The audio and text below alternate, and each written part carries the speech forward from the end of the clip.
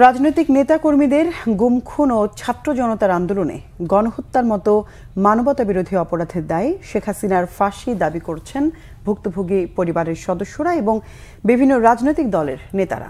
বিকেলে সোহরাওয়ার্দী উদ্যানে মায়ের ডাক আয়োজিত গণজমায়েতে বক্তারা বলেন, ভারতের লাগাতার অপপ্রচারের ফাঁদে পা দেবে না বাংলাদেশ। উপদেষ্টা নাহিদ ইসলাম বলেন, সীমান্তে হত্যাকাণ্ড ঘটিয়ে বাংলাদেশকে চাপে রাখা যাবে না। মঙ্গলবার বিকেলে রাজধানীর সোহরাওয়ার্দী উদ্যানে আন্তর্জাতিক মানবাধিকার দিবস উপলক্ষে সমাবেশের আয়োজন করে গুম খুনের শিকার ভুক্তভোগী পরিবারগুলোর সংগঠন মায়ের ডাক। সমাবেশে শেখ হাসিনার বিচারের দাবি জানান ভুক্তভোগী পরিবারগুলো। সবার বাবার সাথে খুঁজতে চাচ্ছি, আমার বাবার ছবি ধরে বাবাকে খুঁজতে আসছি। গণজমায়েতে যুক্তরাজ্য সফরে থাকা বিএনপি মহাসচিব মির্জা ফখরুল ইসলাম আলমগীর ভিডিও বার্তায় বলেন, শেখ হাসিনা পালিয়ে গেলেও দেশে এখনো আসেনি স্থিতিশীলতা, এখনো দেশের বিরুদ্ধে নানা ষড়যন্ত্র চলছে।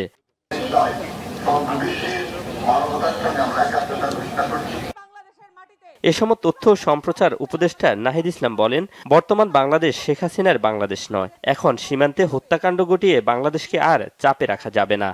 সকলের কথা এসেছে যে আমাদের মানবাধিকার হরণ করা হয়েছিল বিগত সময়গুলোতে, গণতন্ত্রকে হত্যা করা হয়েছিল এবং যত দুঃশাসন, লুটপাট, দুর্নীতি হয়েছিল তার তালিকা করলে শেষ হবে না। সকলেই সেই কথা বললেন এবং আমরা জানি তার এই সকল ঘটনার সাথে কে বা কারা জড়িত ছিল।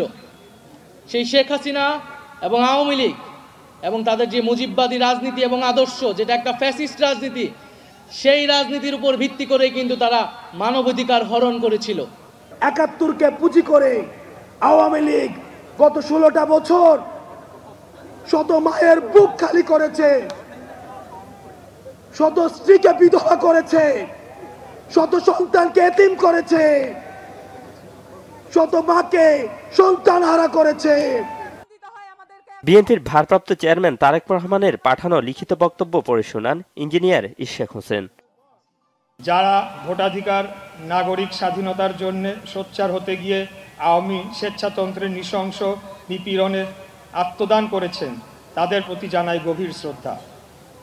আপনারা যারা এই জমায়েতে উপস্থিত আছেন, তারা এবং দেশের সকল মানুষ ও বিশ্ববাসী জানেন, মানুষকে গুম, খুন, অপহরণ করে গোপন বন্দিশালা, আয়নাঘর বানিয়ে কারারুদ্ধ করে বিনা ভোটের ১.৫ দশকের বেশি সময় ধরে রাষ্ট্র ক্ষমতা দখলে রেখে হাসিনা মানবাধিকার ভুলুণ্ঠিত করেছেন।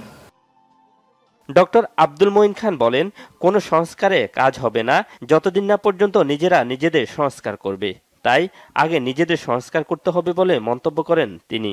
আমি স্পষ্ট ভাষায় আজকে বলে দিতে চাই যে অপ্রিয় একটি কথা, সেটি হচ্ছে কোনো সংস্কারে কোনো কাজ হবে না যতদিন পর্যন্ত না আমরা নিজেদের সংস্কার নিজেরা করি। শুভ মাহফুজ, বাংলা ভিশন, ঢাকা।